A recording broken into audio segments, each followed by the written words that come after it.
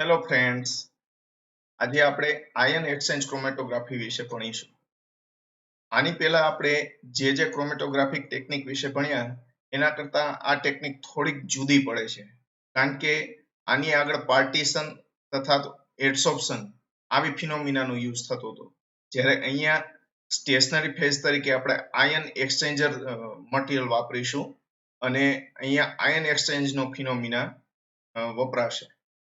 તો જોઈએ ચાલો શું છે આ ટેકનિકની અંદર.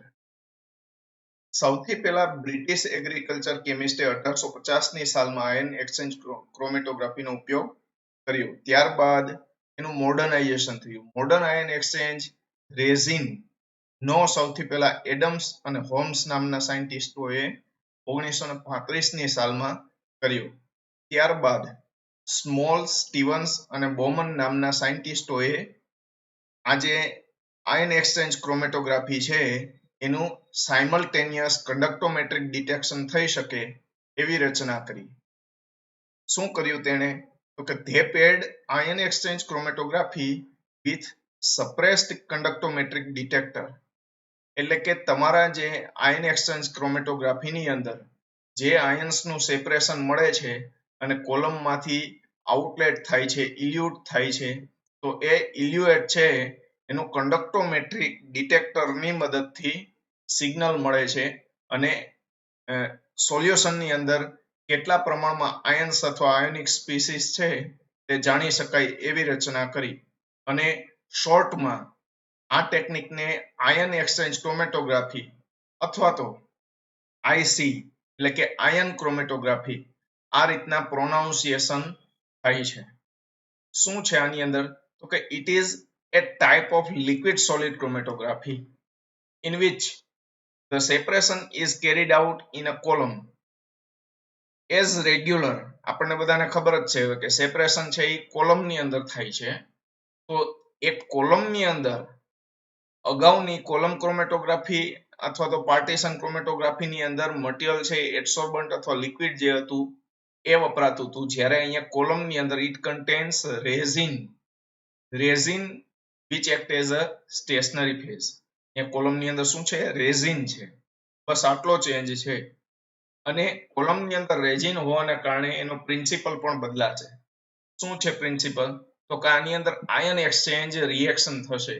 Ion exchange is a reversible reaction થઈ in which three mobile ions of a solid ને આયન એક્સચેન્જર પણ કહેવાય છે, જે સોલિડ મટીરિયલ છે કે જેના પર ફંક્શનલ ગ્રુપ હશે અને આયન એક્સચેન્જ કરવા માટે જવાબદાર છે, એટલા માટે એને આયન એક્સચેન્જર કહેવાય છે.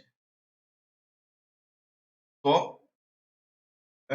ion exchange is a reversible reaction in which three mobile ions of a solid are exchanged for different ions of a similar charge present in the solution.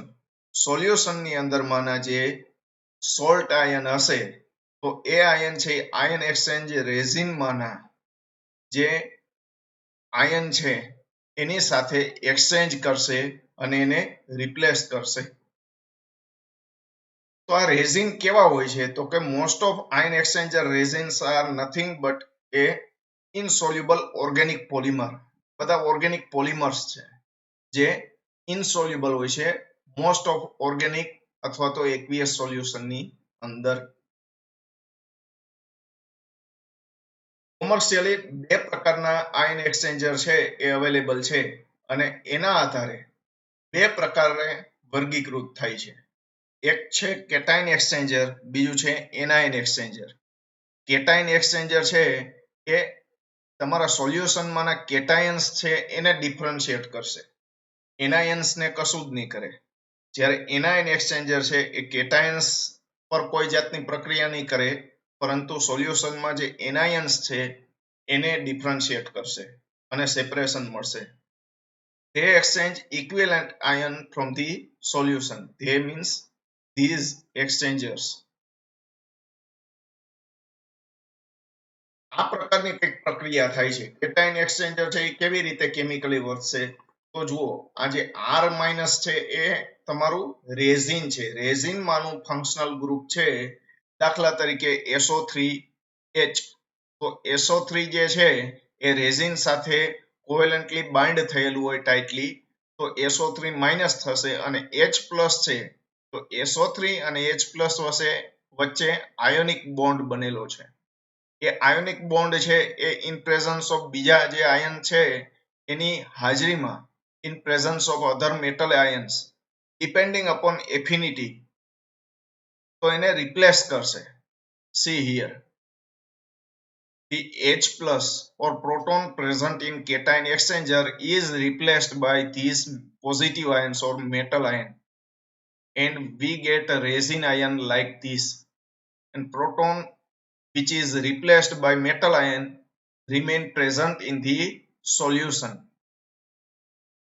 Similarly for anion exchanger, see here hydroxyl ion or hydroxide ion which is free for the replacement. See, such chloride, bromide, iodide, such a negative ion which are present in the solution comes into contact with this surface of anion exchanger resin, and they replace this free hydroxyl ion, and we get such a resin ion, while replaced hydroxyl ion remain in the solution. તો આવી રીતની chemical reaction થાય છે. જુઓ, in ion exchange chromatography stationary phase, જેમ મેં તમને અગાઉ કીધું એમ, it is nothing but a cross linked polymeric resin. શું છે? પોલિમરિક રેઝિન છે અને એ રિમેમ્બર ક્રોસ લિંક્ડ હોય છે. Usually divinyl benzene cross linked polystyrene with covalently attached ionic functional group. તો આવું એક રેઝિન હોય છે, જનરલી આવું હોય છે. રેઝિન ઘણા બધા પ્રકારના છે, but just for the sec of simplicity એક ઉદાહરણ લીધેલું છે. તો આ રીતનું કંઈક હોય છે. This is the structure of styrene, while this is the structure of divinyl benzene. And after cross-linking polymerization, you will get such a network type structure. See, હવે એની અંદર સ્ટાયરીનની સાથે કોઈ ફંક્શનલ ગ્રુપ કે જેની આયન એક્સચેન્જ થઈ શકે, like SO3H. માની લો કે અહીંયા સલ્ફોનિક ગ્રુપ, પેન્ડન્ટ ગ્રુપ, તમે એવો મોલેક્યુલ લીધો છે સ્ટાયરીનને બદલે, styrene with sulphonic acid group. તો અહીંયા જે SO3H ગ્રુપ હશે તો એમાંનો H પ્લસ છે એ મોબાઈલ રહેશે, એ રિપ્લેસેબલ રહેશે. હવે જે રેઝિન્સ જે છે, આ જે મટીરિયલ છે એ માર્કેટની અંદર ગ્રેન્યુલ્સ અથવા બીડ સ્ફેરિકલ પાર્ટિકલ હોય, એની પાર્ટિકલની સાઇઝ શક્ય બને એટલી નાની વાપરવામાં આવે છે, જેથી કરીને સરફેસ એરિયા મેક્સિમમ મળી શકે. So it is available in form of granules or beads where different chains are cross-linked with each other forming a network structure. ખ્યાલ આવી ગયો? એમ મેં તમને કીધું હતું એમ એક ઉદાહરણ હતું સ્ટાયરીન અને ડાયવિનાઇલ બેન્ઝીનનું structure.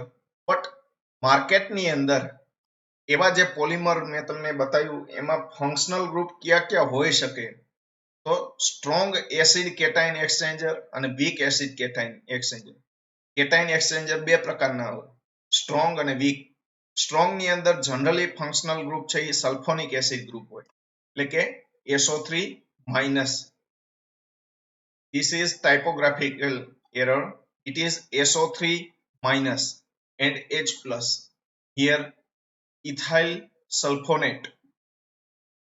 And weak cation exchanger are generally carboxylate ions, C+O minus, CH2C+O minus.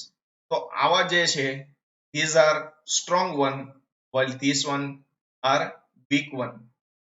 ત્યારબાદ એનાઇન એક્સચેન્જર છે એની અંદર સ્ટ્રોંગ છે, એની અંદર ક્વાટર્નરી અમાઇન સોલ્ટ હોય, અથવા તો આપણે યુઝ્યુઅલી ક્વાટર્નરી અમોનિયમ સોલ્ટ કહીએ છીએ. જ્યારે વીક એનાયન એક્સચેન્જર છે એની અંદર એમાઇન્સ હોય. C like this is only a functional group present in the polymeric chain. હું તમને ફરી પાછો આ ફિગર બતાવું છું. અહીંયા R જે લખેલું છે ને R સી આ જે R અહીંયા જે ફંક્શનલ ગ્રુપ એટેચ થવું જોઈએ એના ઉદાહરણ છે. પોલિમરિક નેટવર્ક ની અંદર તમે એવું મટીરિયલ સિલેક્ટ કરો કે જેની અંદર ફંક્શનલ ગ્રુપ અવા પ્રેઝન્ટ હોય. Then it will act as ion exchanger, and depending upon their functional group we can categorize amongst acid cation exchanger or base cation exchanger. In acid, depending upon functional group we can differentiate strong and weak. Similarly, for anion exchanger we may differentiate strong and weak depending upon their functional group present in the resin network structure. તો આવી property હોવી જોઈએ anion or any ion exchanger or ion exchange resins બંને માટે common property છે cation exchanger અને anion exchanger માટે. જોઈએ સૌથી પહેલા they are insoluble in water. Water ની અંદર ઇનસોલ્યુબલ હોવું જોઈએ. and most of the organic solvent like benzene, carbon tetrachloride, ether, etc. તો સોલ્વન્ટ ની અંદર સોલ્યુબલ ના હોવું જોઈએ. આ એની પહેલી પ્રોપર્ટી છે. અને મેજોરિટી રેઝિન્સ જે છે એ સોલ્યુબલ નથી હોતા.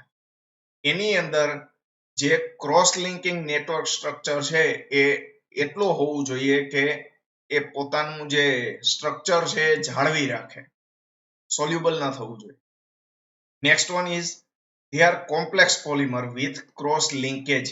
છે ક્રોસ લિંકેજ વાળું કોમ્પ્લેક્સ પોલિમર હોવું જોઈએ. જો ક્રોસ લિંકેજ ના હોય તો પોતાનું સ્ટ્રક્ચર છે એની આઈડેન્ટિટી એ જાળવી ના રાખશે, એ મોલ્ડ થઈ રાખે અથવા તો એનો શેપ છે એ ચેન્જ થઈ રાખે. So cross linkage is must. Third one is it should not be affected by pH. pH એટલે કે દ્રાવણની અંદર એસિડિટી અથવા આલ્કલી હોય તો એનું ફંક્શનલ ગ્રુપ સિવાયનો નેટવર્ક સ્ટ્રક્ચર છે. ફંક્શનલ ગ્રુપની અંદર પણ ફ્રી આયન્સ છે એના સિવાયના માની લ્યો કે ફ્રી આયન્સ તરીકે ઓર ફંક્શનલ ગ્રુપ તરીકે SO3H ગ્રુપ હોય તો pH માં અથવા તો આલ્કલીના કોન્ટેક્ટમાં આવે તો SO3 નહીં પણ SO3 સાથે જે આયોનિક બોન્ડથી H+ જોડાયેલો છે એમાં ચેન્જ થાય. બાકીનું એનું સ્ટ્રક્ચર છે it should not be affected by pH. Then they have sufficient amount of cross linkage. જેમ મેં તમને અહીંયા કીધું એવી રીતે ક્રોસ લિંકિંગ પોલિમર હોવો જોઈએ, કોમ્પ્લેક્સ હોવું જોઈએ અને એની અંદરનું જે ક્રોસ લિંકેજ છે એની એમાઉન્ટ પણ સફિશિયન્ટ હોવી જોઈએ in order to keep their structure fixed. They have active and counter ions. Functional ગ્રુપની વાત છે. ફંક્શનલ ગ્રુપમાં એક્ટિવ અને કાઉન્ટર આયન હોવા જોઈએ. જો એ નથી તો એ એક્સચેન્જ કરવા માટેની એક્ટિવ સાઇટ જ ના હોય તો it is behave as a normal resin rather than ion exchanger that will change reversible with other surrounding ions. બરાબર છે. તમે SO3H ને બદલે કોઈ એવું ફંક્શનલ ગ્રુપ હોય તો એ આયન એક્સચેન્જ કરવા માટે સક્ષમ જ ના હોય તો એ રેઝિનનો કોઈ મતલબ રહેશે નહીં અહીંયા. તો એવું રેઝિન છે એને આયન એક્સચેન્જર તરીકે વાપરી શકાશે નહીં. Then it should be hydrophilic in nature. પાણી સાથે વેટેડ થવું જોઈએ. એની પ્રોપર્ટી હાઇડ્રોફિલિક હોવી જોઈએ. હાઇડ્રોફોબિક હશે તો નહીં ચાલે. બરાબર છે. કારણ કે this chromatography will act in only aqueous phase. તમારા જે aqueous સેમ્પલ હશે એનું જ સેપરેશન આ ક્રોમેટોગ્રાફીથી થઈ શકે. ત્યારબાદ છે it should be porous in nature. એનું જે સ્ટ્રક્ચર જે છે એનું બીડ છે એના ગ્રેન્યુલ્સ છે એમાં પોરોસિટી હોવી જોઈએ જેથી કરીને તમારા સોલ્યુશન છે એ પાર્ટિકલમાં છે અંદર સુધી પેનિટ્રેટ થાય અને સરફેસ એરિયા મેક્સિમમ મળે, then it should be heavier than water. પાણી કરતા એની ડેન્સિટી વધારે હોવી જોઈએ.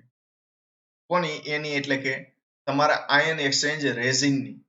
જો એ ડેન્સિટી ઓછી હોય વોટર કરતા, તો મેં તમને કીધું એમ અહીંયા તમારે મોબાઈલ ફેઝ તરીકે એક્વિયસ સોલ્યુશન નો ઉપયોગ કરવાનો છે. વોટર અથવા તો ડાયલ્યુટ HCl અથવા તો ડાયલ્યુટ NaOH આવા એક્વિયસ સોલ્યુશનનો અહીંયા ઉપયોગ થાય છે એઝ અ મોબાઈલ ફેઝ. અને જો તમારું આયન એક્સચેન્જ રેઝિન છે એ પાણી કરતા હલકું હશે, લાઇટર હશે, હેવિયર નહીં હોય, તો તમે જેવો મોબાઈલ ફેઝ ઉપરથી ચાર્જ કરશો એવો મોબાઈલ ફેઝ તો નીચે ઉતરી જશે, પણ તમારું સ્ટેશનરી ફેઝ છે એ તમારા મોબાઈલ ફેઝની ઉપરના ભાગમાં આવી જશે અને એને જે કોન્ટેક્ટ ટાઈમ મળવો જોઈએ મોબાઈલ ફેઝ સાથે, સ્ટેશનરી ફેઝ તરીકે જે તમે આયન એક્સચેન્જ વાપરો છો એનો મોબાઈલ ફેઝ સાથેનો કોન્ટેક્ટ ટાઈમ જે છે એ ખૂબ ઓછો મળે.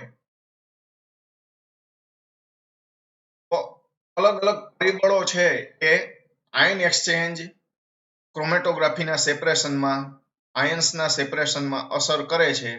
આપણે એક પછી એક જોઈએ કયા કયા પરિબળો અસર કરે છે એનાલિસિસ પર.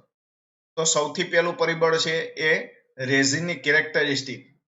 તમારે તમારા સેમ્પલના આધારે રેઝિન કયું વાપરવું છે એનું સિલેક્શન કરવું પડે, કારણ કે અલગ અલગ, જેમ મેં તમને આગળ ટેબ્યુલર ફોર્મની અંદર કીધું strong or weak cation exchanger, એવી જ રીતે strong or weak anion exchanger. તો તમારે કયું વાપરવું that depend upon your sample, તો એ પણ અસર કરે છે. ધેન કોન્સન્ટ્રેશન ઓફ સોલ્યુશન, તમે સોલ્યુશન કેટલું કોન્સન્ટ્રેટ વાપરો છો એના પર પણ આધાર રાખે છે.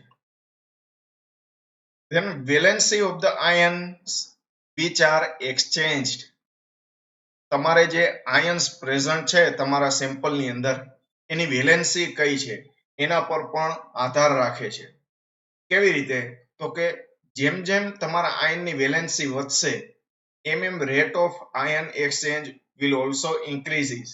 એનો મતલબ એમ કે માની લો કે તમારા સેમ્પલની અંદર એલ્યુમિનિયમ, બેરિયમ અથવા તો પોટેશિયમ આ ત્રણનું મિક્સચર છે, તો એમાં જેની વેલેન્સી વધારે છે એટલે Al+3 છે, તો જે હાઈલી પોઝિટિવ છે, તો આ જે છે એ રેઝિન સાથે મોર ટાઇટલી બાઉન્ડ થશે, મોર સ્ટ્રોંગલી બાઉન્ડ થશે અને it will written in the upper part of the column, while this silver ion or potassium which are having only one positive charge will have lesser comparative to higher valence ion, will have lesser binding property with resin. They travel with mobile phase and remain adsorbed in the lower part of the column. તો આ રીતના ચાર્જના આધારે separation મળે છે. હવે એની અંદર પણ જેમાં સિમિલર ચાર્જ છે તો એમાં શું છે જુઓ, highly charged cations bind more strongly than cations of lower charge. જેનો ચાર્જ વધારે છે એ મોર સ્ટ્રોંગલી બાઇન્ડ થશે ધેન જેનો ચાર્જ ઓછો છે. એટલે જે મોર સ્ટ્રોંગલી બાઇન્ડ થાય એ અપર પોર્શનમાં રહે કોલમમાં, અને જે લેસ સ્ટ્રોંગલી બાઇન્ડ થતું હોય તો એ લોઅર પોર્શનની અંદર રહે. સિમિલરલી કેટાયન્સ ઓફ સિમિલર ચાર્જ, જે કેટાયનનો ચાર્જ સિમિલર છે, દાખલા તરીકે અહીંયા જુઓ બેરિયમ, લેડ, કેલ્શિયમ, એમાં ચાર્જ સિમિલર છે +2, તો એવા કિસ્સાની અંદર એની હાઇડ્રેટેડ રેડિયસ જોવામાં આવે, જેની રેડિયસ સ્મોલર છે એ મોર ટાઇટલી બાઉન્ડ થાય. બરાબર છે? તો આની અંદર શું છે જુઓ, એનાયન્સમાં જે એનાયનનો આ જે નેગેટિવ ચાર્જ છે એ વધારે હશે એ મોર સ્ટ્રોંગલી બાઇન્ડ થશે, કોલમના અપર પોર્શનની અંદર રહેશે. દાખલા તરીકે આ બે આયન પ્રેઝન્ટ હોય તમારા સોલ્યુશનમાં, સલ્ફેટ અને આયોડાઇન, તો એમાં સલ્ફેટ આયન છે એ કોલમના ઉપરના ભાગની અંદર બાઇન્ડ થશે, એટલે કે સ્ટેશનરી ફેઝ છે આને મોર ટાઇટલી પકડી રાખશે, મોર સ્ટ્રોંગલી બાઇન્ડ કરશે ધેન ધીસ આયન. તો આ છે એ કોલમમાં ઉપરના ભાગમાં રહે, જ્યારે આયોડાઇડ આયન છે એ કોલમમાં નીચેના ભાગમાં રહે. એવી જ રીતે જો ચાર્જ સરખા હોય, અહીંયા જુઓ -1 છે, અહીંયા પણ -1 છે, એવા કિસ્સાની અંદર જેની હાઇડ્રેટેડ રેડિયસ નાની હોય, સ્મોલર હાઇડ્રેટેડ રેડિયસ હોય, એ સૌથી ઉપરના ભાગમાં બાઇન્ડ થશે, કારણ કે એ મોર સ્ટ્રોંગલી બાઇન્ડ થશે આયન એક્સચેન્જર સાથે. અને જેની રેડિયસ મોટી છે, જે સ્મોલર હાઇડ્રેટેડ રેડિયસ હશે તો મોર સ્ટ્રોંગલી બાઇન્ડ થશે. જેની હાઇડ્રેટેડ રેડિયસ છે એ મોટી હોય, વધારે હોય, તો એ લેસ ટાઇટલી બાઉન્ડ થાય અને એ કોલમના નીચેના ભાગમાં રહે. તો આ જે સિક્વન્સ છે, આ સિક્વન્સને આધારે માની લ્યો કે તમારે નાઇટ્રેટ, નાઇટ્રાઇટ અને ક્લોરાઇડ 3 હોય તો આ સિક્વન્સની અંદર તમને સેપરેશન મળે. સૌથી પહેલા તમારી કોલમમાંથી ક્લોરાઇડ બહાર આવે, ત્યારબાદ નાઇટ્રાઇટ આવે અને છેલ્લે નાઇટ્રેટ કોલમમાંથી ઇલ્યુટ થશે. Then as the size of the resin particle is smaller, મેં જેમ શરૂઆતમાં તમને કીધું એમ, તમે જે રેઝિન પાર્ટિકલ વાપરો છો, જે રેઝિન વાપરો છો એઝ અ સ્ટેશનરી ફેઝ, એની પાર્ટિકલ સાઇઝ જેમ જેમ નાની હોય એમ એમ એનો સરફેસ એરિયા વધતો જાય. તમે સ્ટેશનરી ફેઝ તરીકે જે પાર્ટિકલ વાપર્યું એની સાઇઝ નાની હોય તો સરફેસ એરિયા વધી જાય અને એના આધારે rate of adsorption also increases almost depending upon valency of ion and concentration of solution or concentration of individual ion. બરાબર છે, તો એના ઉપર આધાર રાખે. Then low concentration is required for high valent ion. concentration એટલે કે તમારા સેમ્પલમાં જે આયન્સ પ્રેઝન્ટ છે એના કોન્સન્ટ્રેશનની વાત છે. માની લો કે સલ્ફેટ આયન હોય તો એનું કોન્સન્ટ્રેશન કમ્પેરેટિવલી આયોડાઇડ આયન કરતા ઓછું હોય તો તમને પરફોર્મન્સ બેટર મળે. જો low concentration is required for higher valent ion, while reversibly high concentration is necessary for low valent ion. ખ્યાલ આવી ગયો? કારણ કે તમારું જે આયન એક્સચેન્જર રેઝિન છે, આગળ હમણાં ઇક્વેશન આવે, ઇક્વેશન થી હું તમને સમજાવીશ. હવે જોઈએ કેટાયન એક્સચેન્જ રેઝિન વિશે કે કેવી રીતે કાર્ય કરે છે અને શું છે. Cation exchangers are high molecular weight cross linked polymer with carboxylic or sulphonic group. આવા કાર્બોક્સિલિક, સલ્ફોનિક, ફિનોલિક, તો આવા ગ્રુપ હોય એની અંદર પેન્ડન્ટ ગ્રુપ તમારા રેઝિનના ક્રોસ લિંક સ્ટ્રક્ચરની અંદર એવું મટીરિયલ હોય છે કે જેની અંદર ઇન્ટિગ્રલ પાર્ટ એટલે કે અંદરનો જે ભાગ છે એકાંતરી અથવા તો એ રીતનું એમ, તો એ જે ભાગ છે integral part of that particular resin and equivalent amount of cations, તો એ જે રેઝિનનું સ્ટ્રક્ચર બનતું હોય એની અંદરના ઇન્ટિગ્રલ પાર્ટ હોય એની અંદર આવા ફંક્શનલ ગ્રુપ છે એ હોવા જોઈએ. અને ઇક્વિવેલન્ટ એમાઉન્ટ ઓફ કેટાયન નો મતલબ એમ કે COO- ગ્રુપ હોય તો એની સાથે કાં તો H+ કાં તો Na+ અથવા તો એવી રીતે. એવું પોસિબલ ના બને કે માત્ર COO- થાય, એની સાથે કોઈને કોઈ કેટાયન તો લાગેલો જ રહે. એ ડિઝોલ્વ નથી થતું પાણીની અંદર. જુઓ, યાદ રાખજો, રેઝિન ઇઝ ઇનસોલ્યુબલ ઇન વોટર. જો એની અંદરથી તમારા આયન્સ છે એ સેપરેટ થઈ જાય તો એ સોલ્યુબિલિટીની વ્યાખ્યામાં આવી જાય, પણ એવું નથી, અહીંયા રિપ્લેસ થાય છે. H+ છે એ COO માની લો કે આ છે, આની સાથે H જોડાયેલો હોય તો એ ક્યારે રિમૂવ થાય? જ્યારે અહીંયા નવો આયન છે એ ટેક કરે અને H+ ને રિપ્લેસ કરાવે ત્યારે જ. ખ્યાલ આવી ગયો? The hydrogen ions are mobile and exchangeable with other cations, જેમ મેં તમને કીધું એમ. અને શું થાય છે જુઓ, the anions like this COO-, HSO3- or phenolic group, તો એની અંદર O- રહે, તો આવા જે H+ છે એ રિપ્લેસેબલ થાય. પરંતુ આવા નેગેટિવ આયન છે that remain attached to the resin network. It is a very crucial criteria. Negative જે ગ્રુપ છે એ રેઝિન સાથે અટેચ્ડ રહેવું જોઈએ. જ્યારે અહીંયા જે પ્રોટોન એની સાથે લાગેલો છે H+ લાગેલો છે એ મોબાઈલ હોવો જોઈએ અને એક્સચેન્જેબલ હોવું જોઈએ. then we can call it cation exchange resin. ઉદાહરણ છે આ જુઓ કે આવું એક પોલિમર નું ક્રોસ લિંકિંગ નેટવર્કિંગ સ્ટ્રક્ચર છે. તો એની અંદર જુઓ અહીંયા ફિનાઇલ રિંગ પર SO3H+ લાગેલું છે.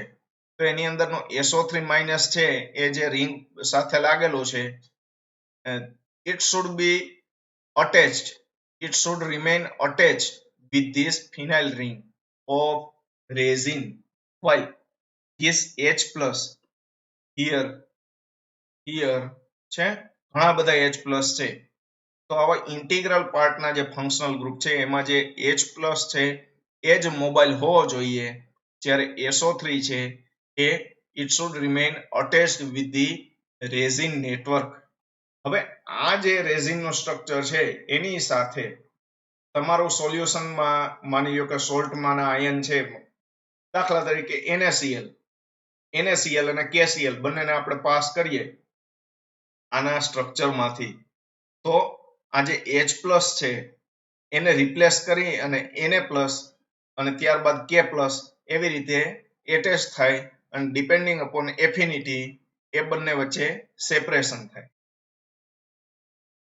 When a cation exchanger is kept in a solution of a salt, સોલ્ટના સોલ્યુશન ની અંદર કેટાયન એક્સચેન્જર રેઝિન ને આપણે જ્યારે રાખશું તો શું થશે કે કેટાયન એક્સચેન્જર રેઝિન છે એમાંના અમુક H+ છે એ સોલ્યુશન ની અંદર એન્ટર થશે, જ્યારે સોલ્યુશનમાંના ઇક્વિવેલન્ટ એમાઉન્ટના કેટાયન્સ જે છે એ એક્સચેન્જર રેઝિન પર લાગી જશે અને એ જે કેટાયને H+ ને રિપ્લેસ કર્યું એવું કહેવાશે.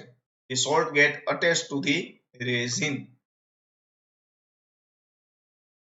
તો આ રીતની કંઈક પ્રક્રિયા થાય છે. માની લો કે તમે સૌથી પહેલા રેઝિન લીધું, cation exchanger resin, and this is activated resin with H+ as a free or exchangeable ion.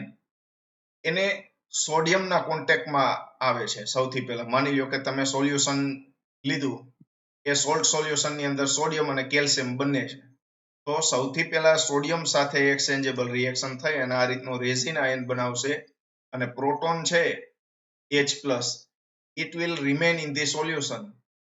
Na+ is replaced by H+ is replaced by Na+.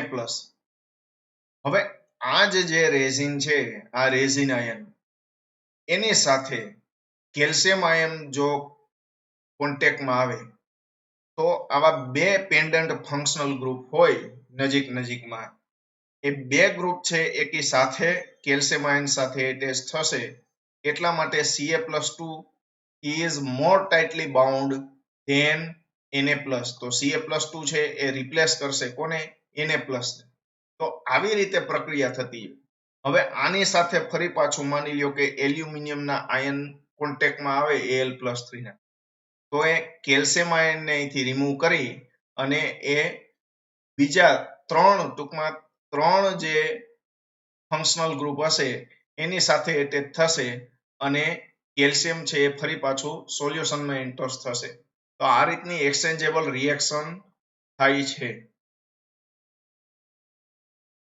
હવે જોઈએ એનાયન એક્સચેન્જ રેઝિન કેવી રીતે કાર્ય કરે છે.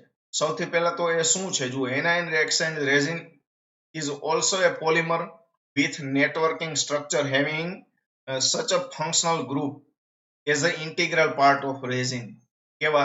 imine અથવા તો quaternary ammonium group and equivalent amount of anions. કેવી રીતે?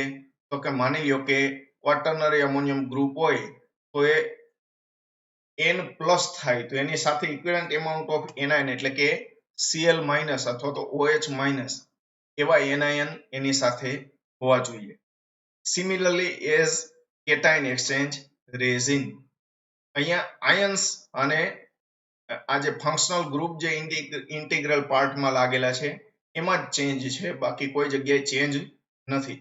આની અંદર હાઇડ્રોક્સાઇડ આયન છે એ available હોય for exchangeable with other anions present in the solution.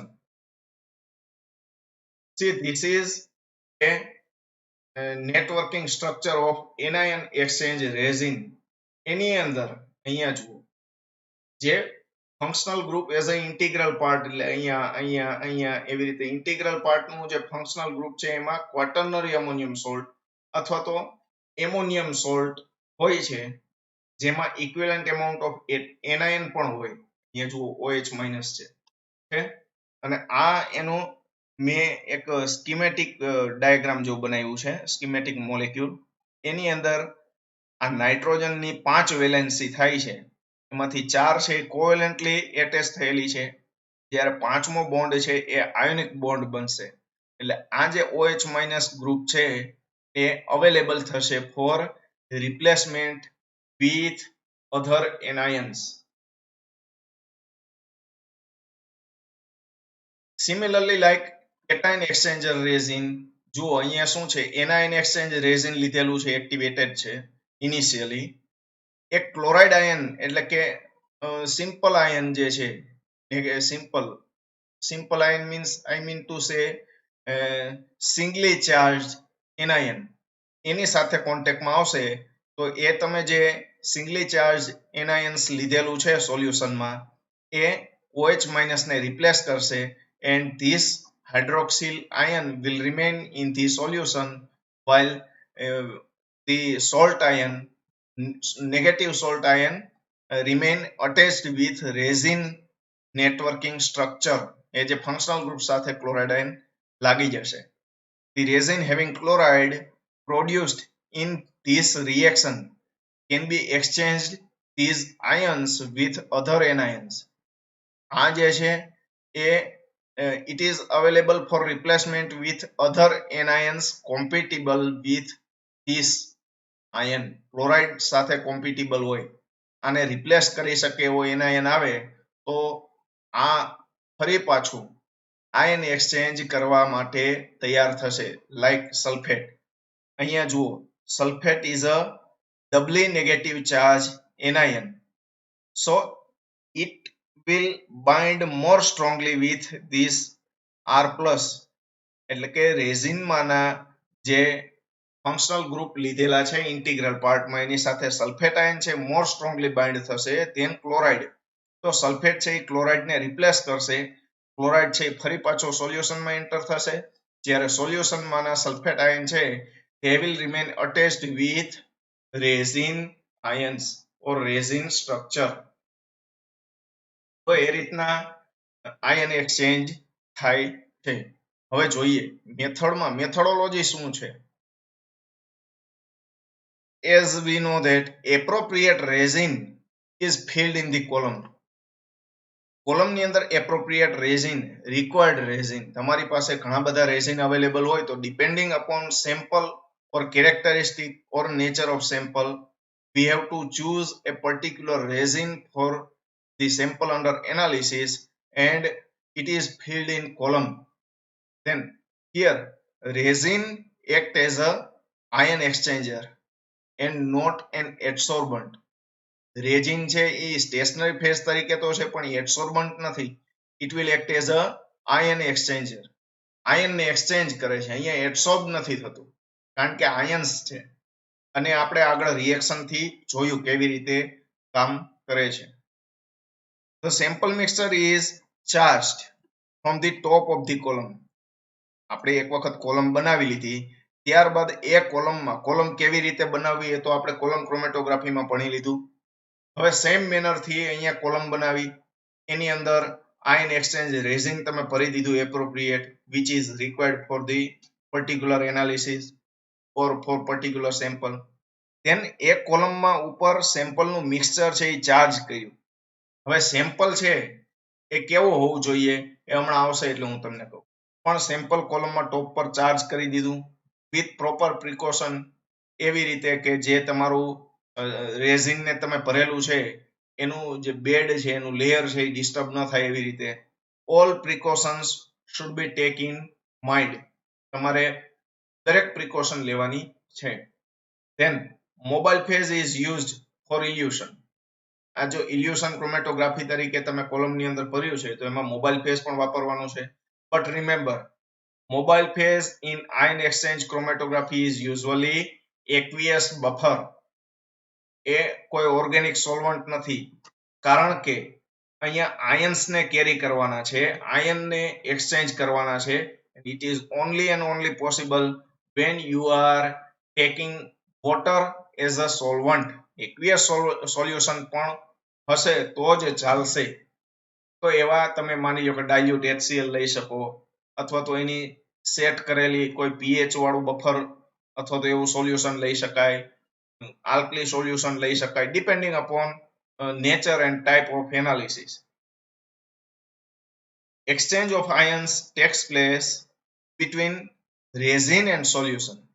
જે ઉપર તમે બફર નાખો છો, જે મોબાઈલ ફેઝ નાખો છો, મોબાઈલ ફેઝ ની સાથે તમારું સેમ્પલ છે કોલમમાં ઉપરથી નીચે ટ્રાવેલ કરશે with the principle of gravitational flow. તો એ રેઝિન ના કોન્ટેક્ટમાં આવશે. સોલ્યુશન છે solution means your sample and mobile phase, A resin ના કોન્ટેક્ટમાં આવશે અને એ જે સોલ્યુશન છે એમાંના આયન્સ જે છે સોલ્ટના, એ વિલ ઇન્ટરેક્ટ વિથ રેઝિન અને ત્યાં આગળ આયન એક્સચેન્જ થશે. The ion which get exchanged faster remain at the top of the column. જે આયનનું એક્સચેન્જ ફાસ્ટર થશે એ કોલમમાં ટોપ પર રહેશે. એની સિક્વન્સ આપણે આગળ જોઈ કઈ રીતે છે, પોઝિટિવ માટે કઈ રીતે છે, નેગેટિવ માટે કઈ રીતે છે. Whereas the ion which get exchanged to up to very less extent, they will remain at lower region of the column. એવા આયન કે જેનો એક્સચેન્જ રેટ ઓછો છે, then તો એ શું કરશે, કોલમમાં છેક નીચે સુધી ટ્રાવેલ કરશે મોબાઈલ ફેઝ સાથે અને લોઅર રિજિયન સુધી પહોંચશે. જ્યારે એવા આયન્સ કે જેનો એક્સચેન્જ રેટ ખૂબ વધારે છે તો એ કોલમમાં ટોપ ઉપર રહેશે. See the schematic diagram. માની લો કે આ રીતનું તમારું રેઝિન નેટવર્ક છે. આ બધા એના પેન્ડન્ટ ગ્રુપ છે, ફંક્શનલ ગ્રુપ છે, ઇન્ટિગ્રલ પાર્ટ એ. અને આ જે હાઇડ્રોક્સિલ આયન જે છે આ એનાયન એક્સચેન્જર ની વાત છે, એ it will exchangeable. They act as exchangeable ions. અહીંથી OH માઇનસ છે એક્સચેન્જેબલ થઈ શકે, જ્યારે પોઝિટિવ આયન છે તે remain attach to the resin network. હવે જ્યારે મોબાઈલ ફેઝ અને એની સાથે સેમ્પલ મિક્સચર છે એ ટ્રાવેલ કરશે, આના કોન્ટેક્ટમાં આવશે, તો મોબાઈલ ફેઝ ની સાથે જે સેમ્પલ છે એમાંના જે એનાલાઇટ આયન હશે એ નેગેટિવ આયન શું કરશે, they will replace some of OH minus ion and they get attached to it. OH minus ion છે એ સોલ્યુશન ની અંદર જતું એન્ટર થઈ જશે, જ્યારે સોલ્યુશન માંના ઇક્વિવેલન્ટ ચાર્જ વાળા, ઇક્વિવેલન્ટ એમાઉન્ટના નેગેટિવ આયન છે એ they get attached to the resin છે. પછી એવી રીતે vice versa સોલ્યુશનમાંના અમુક બીજા આયન જે આવે તો એ ઘણી વખત છે એ આ જે લેસ ટાઇટલી બાઉન્ડ થયું હોય તો OH માઇનસ છે એનું કોન્સન્ટ્રેશન જો વધારે હોય તો આને પુશ કરશે, ધક્કો મારશે, વળી અહીંથી નીકળી અને અહીંયા એટેચ થશે, ત્યાંથી નીકળીને આગળ એટેચ થશે. તો સ્ટેશનરી ફેઝ છે એ તમારા નેગેટિવ આયનને પકડી રાખશે, પરંતુ તમે જે મોબાઈલ ફેઝ વાપરેલો છે એ મોબાઈલ ફેઝ છે એને ધક્કો મારવાનું કાર્ય કરશે. ખ્યાલ આવી ગયો? અને આ રીતના સ્ટેશનરી ફેઝ છે એ તમારા જે આયન્સ છે એની સાથે કેવું ટાઇટલી બાઉન્ડ થાય છે, એ દરેક આયનની એફિનિટી અલગ અલગ હોય છે અને એના આધારે તમને બેન્ડ અલગ અલગ જોવા મળે છે. ક્રોમેટોગ્રામ તમારો ડેવલપ થાય છે અને તમારું સેમ્પલ છે એ અલગ અલગ ઝોનમાં વિભાજિત થઈ જાય અને આપણને સેપરેશન જોવા મળે છે. ત્યારબાદ યોગ્ય ઇલ્યુઅન્ટનો યુઝ કરી, યોગ્ય સોલ્વન્ટનો યુઝ કરી અથવા તો યોગ્ય બફરનો યુઝ કરી અને એને કોલમમાંથી ઇલ્યુએટ કરવામાં આવે છે. Ion chromatography is applicable for aqueous sample. જેમ મેં તમને શરૂઆતમાં કીધું, aqueous સેમ્પલ માટે એપ્લિકેબલ છે આયોનિક ક્રોમેટોગ્રાફી. અથવા તો સોલિડ સેમ્પલ, જો સોલિડ હોય તો એ કાં તો પાણીની અંદર અથવા તો કોઈ પણ એકવીએસ તમે સોલ્યુશન લ્યો એની અંદર ડિઝોલ્વ થવો જોઈએ. એવું જરૂરી નથી કે પાણીમાં જ ડિઝોલ્વ થાય તો ચાલે. માની લો ડાયલ્યુટ HCl ની અંદર જો ડિઝોલ્વ થઈ જતું હોય તમારું સોલિડ સબસ્ટન્સ, તો પણ એ આયન ક્રોમેટોગ્રાફી અથવા તો આયન એક્સચેન્જ ક્રોમેટોગ્રાફી થી સેપરેટ થઈ શકે. અથવા તો જો એ ડિઝોલ્વ ન થતું હોય તો એ એક્સટ્રેક્ટ કરવામાં આવે. માની લો કે તમારું સેમ્પલનું મિક્સર છે એના અમુક પોર્શન જ પેલા નથી થતા, બાકીના બધા જે એક્સટ્રેક્ટ થઈ જતા હોય, then we have to do extraction first. એ તમારું જે સેમ્પલ છે એને એક્સટ્રેક્ટ કરી લેવામાં આવે એકવીએસ સોલ્યુશન ની અંદર. ત્યારબાદ એ એકવીએસ સોલ્યુશન છે એને એઝ અ સેમ્પલ ટ્રીટ કરી અને કોલમમાં ટોપ પર ચાર્જ કરવામાં આવે છે. ઇનસોલ્યુબલ સોલિડ સેમ્પલ્સ કેવા? તો કે લાઈક સોઇલ, એર ફિલ્ટર. હવે આપણને ખબર જ છે કે સોઇલ ની અંદર મોટા ભાગે ખનિજ તત્વો પ્રેઝન્ટ છે, એની અંદર આયન્સ હોય, પણ એ ડિઝોલ્વ થાય ના થાય. તો શું કરાય? તો એને અમુક સમય આપવાનો. માની લ્યો કે તમારે HCl લ્યો, HCl ને સોઇલ સાથે લાંબો સમય અથવા તો 2 કલાક કે એક ટાઈમ નક્કી કરી લઈએ એનાલિસિસનો, એને એકદમ ખૂબ સ્ટર કરો, ત્યારબાદ એને ફિલ્ટર કરી નાખો. તો સોઇલમાં જેટલા સોલ્ટ છે કે જે HCl ની અંદર સોલ્યુબલ છે એ HCl ની અંદર આવી જશે, ડાયલ્યુટ HCl ની અંદર, અને એને એઝ અ સેમ્પલ ટ્રીટ કરવામાં આવે. સેમ એવી રીતે એર ફિલ્ટર, બરાબર છે. સો such a sample are extracted first into aqueous solution for the analysis purpose. Separation of analyte ions depending on what? Differential affinity of the functional group. જે તમે એનાલાઇટ ions લીધું છે મિક્સરમાંના, એ આયન્સની જે રેઝિનમાંના ફંક્શનલ ગ્રુપ છે એની સાથે affinity કેવી છે, અલગ અલગ એફિનિટીના આધારે સેપરેશન મળશે. દાખલા તરીકે કોઈ 2 આયનનું મિક્સર છે, એક છે એક્સ, બીજો છે વાય. એક્સ આયન અથવા તો વાય આયન. તો એક્સ આ જે આયન છે X ion, suppose it has higher affinity for stationary phase, મતલબ આયન એક્સચેન્જર સાથે એની બાઇન્ડિંગ કેપેસિટી વધારે છે ધેન વાય આયન. તો શું થશે? X will retain longer in stationary phase then Y. આની કેપેસિટી વધારે છે એક્સ ની બાઇન્ડ થવા માટે. કોની સાથે? સ્ટેશનરી ફેઝ સાથે, આયન એક્સચેન્જર સાથે. તો એ વધારે સમય સુધી બાઇન્ડ થશે, લોંગર ટાઈમ સુધી સ્ટેશનરી ફેઝ ની અંદર રહેશે. જ્યારે વાય ની બાઇન્ડિંગ કેપેસિટી ઓછી છે તો એ મોબાઈલ ફેઝ ની સાથે સાથે છેક નીચે સુધી ટ્રાવેલ કરશે.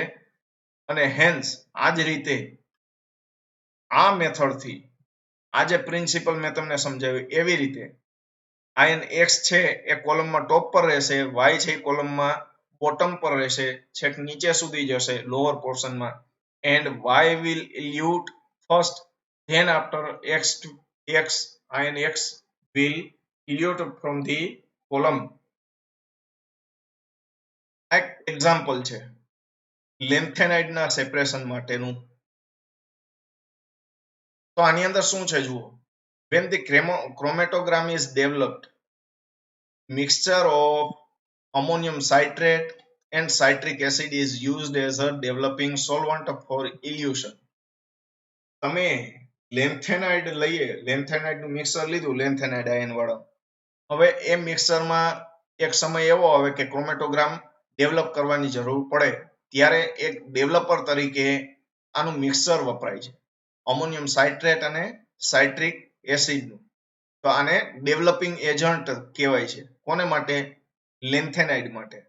અને એ જ સોલ્યુશનનો, એ જ મિક્સરનો ઉપયોગ કરી અને ઇલ્યુશન પણ કરવામાં આવે છે. તો અલગ અલગ લેન્થેનાઇડ આયનમાં જે એના ડિફરન્શિયલ કમ્પોનન્ટ છે અલગ અલગ, તેમ એવી જ રીતે એ ડિફરન્શિયલ કમ્પોનન્ટના આધારે સેપરેટ થશે and collected as a different fraction. કોલમમાંથી અલગ અલગ ફ્રેક્શનમાં આપણે પોર્શન વાઇઝ એને કલેક્ટ કરી શકીએ. માની લો કે તમારે 3 કે 4 કે 5 પ્રકારના લેન્થેનાઇડ લીધા છે, લેન્થેનાઇડ આયન્સ. તો એને જ્યારે ડેવલપમેન્ટ થઈ જાય, અલગ અલગ આયનના ઝોન અલગ અલગ તમને મળે, સેપરેશન મળે, દરેક આયન માટે અલગ અલગ સેપરેશન મળે તમને ઝોનમાં. ત્યારબાદ 1 by 1 એ જે તમે ડેવલપર લીધેલું છે એ ડેવલપરની અંદર સોલ્યુશન ના ફોર્મમાં જાય અને વોશ આઉટ થાય, કોલમમાંથી ધીમે ધીમે ડિઝોલ્વ થઈ અને એ સોલ્યુશન સાથે બહાર ઇલ્યુટ થશે અને એને અલગ અલગ ફ્રેક્શનમાં કલેક્ટ કરવામાં આવે છે. હવે એક કલેક્ટ કરીએ એને માની લો કે ડિટેક્ટર સાથે એટેચ કરેલું હોય, તો when a graph is plotted for the concentration of eluent versus elution time, તો કયા સમયે માની લો કે ડિટેક્ટર એટેચ કરેલું છે તમે કોલમના આઉટલેટ સાથે, તો એ આઉટલેટ સાથે ડિટેક્ટર એટેચ કરેલું હોવાને કારણે જેવો કોઈ આયન બહાર નીકળશે કોલમમાંથી, it will give you signal like peak. Then એ આયન અહીંયા નીકળી ગયો, ત્યારબાદ બીજો આયન નીકળવાનું શરૂ થાય, એ નીકળી ગયો, ત્રીજો, ચોથો, એવી રીતે અલગ અલગ આયન્સ કોલમમાંથી જેમ જેમ ઇલ્યુટ થતા જાય એમ એમ તમે યુઝ કરેલું ડિટેક્ટર છે એના ઇલ્યુશન ટાઈમના આધારે એ જે કોલમમાંથી બહાર નીકળે છે એના આધારે તમને સિગ્નલ આપશે અને આ રીતના પીકના ફોર્મમાં તમને ક્રોમેટોગ્રામ જોવા મળે. It comprises of different peaks corresponding to different ions present in the mixture. ખ્યાલ આવી ગયો? એની એપ્લિકેશન શું છે એ જોઈએ. તો સૌથી વધારે અગત્યની એપ્લિકેશન નાવાડેઝ જે છે આયન એક્સચેન્જ ક્રોમેટોગ્રાફીની, એ છે સોફનિંગ ઓફ હાર્ડ વોટર. પાણીમાંના ક્ષાર કયા પ્રમાણમાં છે, કેટલા છે, અથવા તો એને સોફ્ટ કરવા માટે, ક્ષારને રિમૂવ કરવા માટે આ ટેકનિકનો યુઝ કરવામાં આવે છે. કેવી રીતે કે માની લો કે તમે બે પ્રકારના રેઝિન લીધા છે, એક કેટાયન એક્સચેન્જર લીધું, બીજું એનાયન એક્સચેન્જર લીધું. એમાં ઉપરથી પાણી ચાર્જ કરો છો. હવે પાણીની અંદર સૌથી પહેલા કેટાયન એક્સચેન્જરની અંદર તમારું વોટર જે છે એ તમે ટોપ પરથી ચાર્જ કરો છો, નીચેથી એને કલેક્ટ કરો છો. તો એ પાણીમાં જે કંઈ બી પોઝિટિવ આયન્સ હશે, metal ions, they get attached with cation exchanger resin અને રેઝિનમાંના H+ છે એ વોટરની અંદર આવી જશે. તો તમારા જે ક્ષાર જે આયન છે પોઝિટિવ આયન એ શું થશે, રિપ્લેસ થઈ જશે. ધેન કોની સાથે, H+ સાથે. હવે એનું એ જ વોટર જે છે કે જેમાં પોઝિટિવ આયન રિપ્લેસ થઈ ગયા એને તમે એનાયન એક્સચેન્જ માંથી પાસ કરો. તો એનાયન એક્સચેન્જર માંથી પાસ કરશો એટલે એનાયન એક્સચેન્જરમાં જે હાઇડ્રોક્સિલ આયન છે એક્સચેન્જેબલ, એની સાથે તમારા વોટરની અંદર જે કાંઈ બી નેગેટિવ આયન્સ પ્રેઝન્ટ હશે એ રિપ્લેસ થઈ જશે અને હાઇડ્રોક્સિલ આયન પાણીની અંદર એન્ટર થઈ જશે. તો આ રીતના મોટા ભાગના ક્ષારના આયન્સ જે છે પોઝિટિવ આયન અને નેગેટિવ આયન એને રિમૂવ કરી શકાય અને વોટરને સોફ્ટ કરી શકાય. ત્યારબાદ છે સેપરેશન ઓફ મેટલ્સ લાઈક લેન્થેનાઇડ, એક્ટિનાઇડ, જે આપણે જોયું.